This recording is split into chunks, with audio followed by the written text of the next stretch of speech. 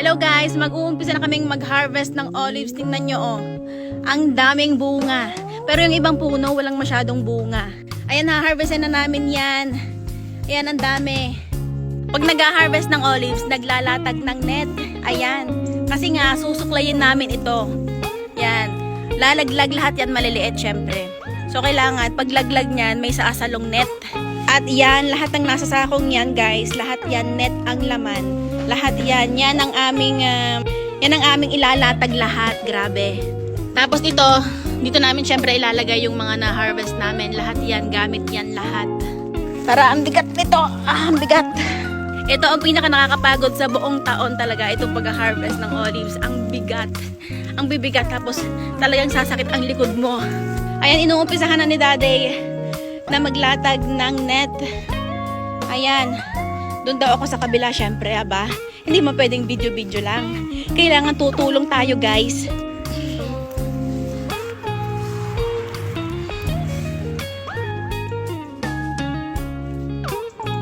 Ayan, gugupitin ko muna daw itong mga sanga-sanga para hindi siya abala sa amin kasi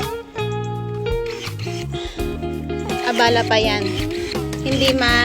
Hindi mailatag ng ayos ang net. So, pinuputol dapat. Ayan, kailangan nga kasi maingat yung paglalagay ng net.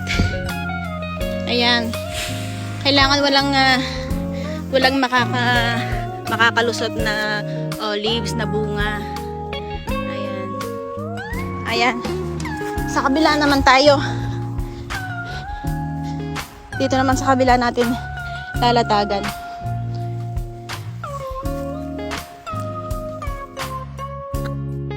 Ayan guys, medyo nailatag na ni Daddy yung dalawang hilera ng para do sa mga punong yan, para sa hilera ng punong yan, kaliwa at kanan.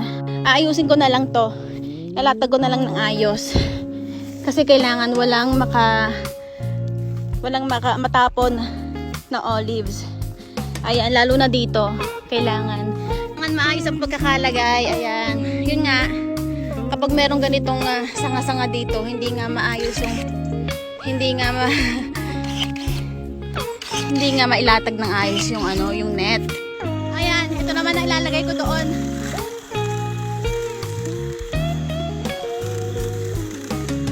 What can you say sa ating mga itsura? Haggard na ba? Pagod na ba? Apat na puno pa lang, pagod na kami, char. Hindi. 9:30 pa lang. Ang nakakapagod din talaga itong mag-ayos ng net. Tapos maglikom ng net. Lahat nakakapagod. Ayan, tapos today, ngayon kami lang dalawa. Sa isang araw, dadating na yung mga amo namin. Ayan, tulong-tulong kami guys sa isang araw. Pero ngayon, kami lang dalawa. Ayan, kasi nagpaalam kami sa isang araw, birthday ni Ethan. Sumabay pa sa pag-harvest. Ganito na lang kami taon-taon. Pag birthday ni Ethan, harvest time. So, hindi ko tuloy ma-organize ng maayos yung birthday ni Ethan. Kasi nga, busy nga kami dito. Paano kaya yon? 7th birthday pa naman ni Ethan. Tulungan nyo kaya ako. Ha?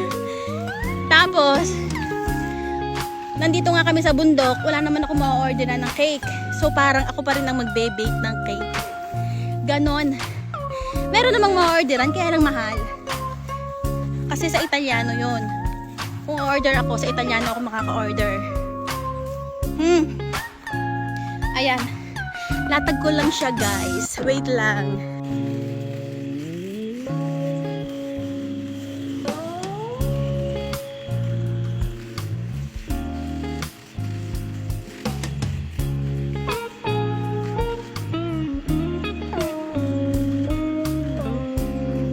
Isa nakakahingal dito kasi kailangan maayos ko yung net bago pa siya makarating.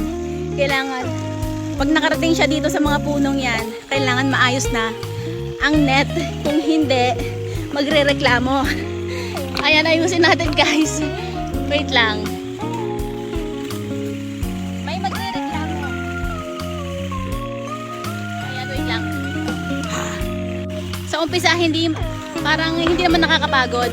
Pero, mamaya kapag natapos na, ang sasakit na ng mga likod namin. Nararamdaman na. Sa gabi pa mararamdaman yung sakit ng likod sa kakayuko.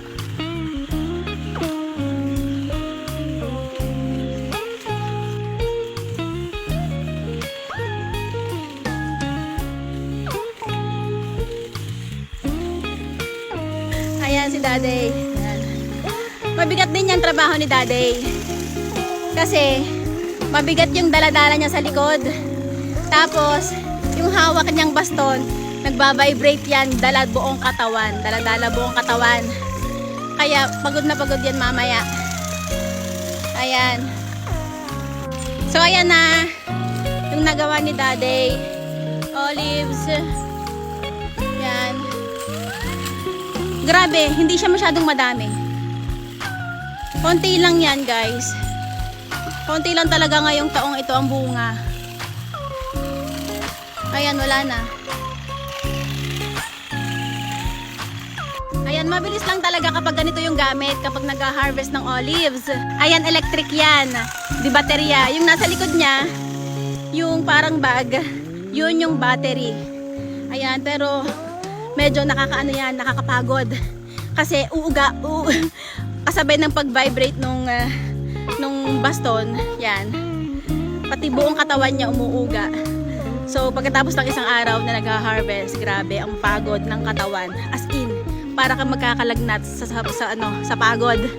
Yun yung electric, ito naman yung manual. Ayan, para siyang suklay. Bungi pa yung nakuha ko. Bungi pa yung nakuha ko. Syempre, minsan naman, kapag electric, hindi naman niya as in nasusuyod lahat. So, may natitira pa rin.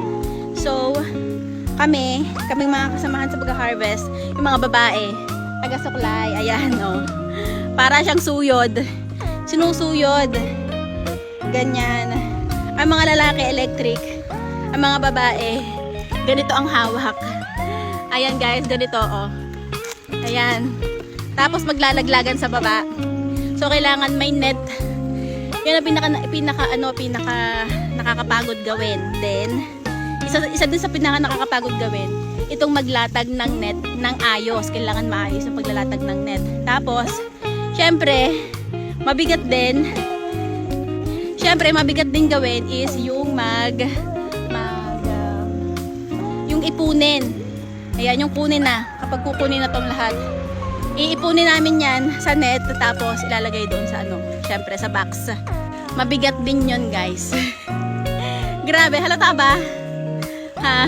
Halata bang nakakapagod sa itsura ng mamay? Sige, okay lang. Maya-maya olive oil ka na, tingnan mo.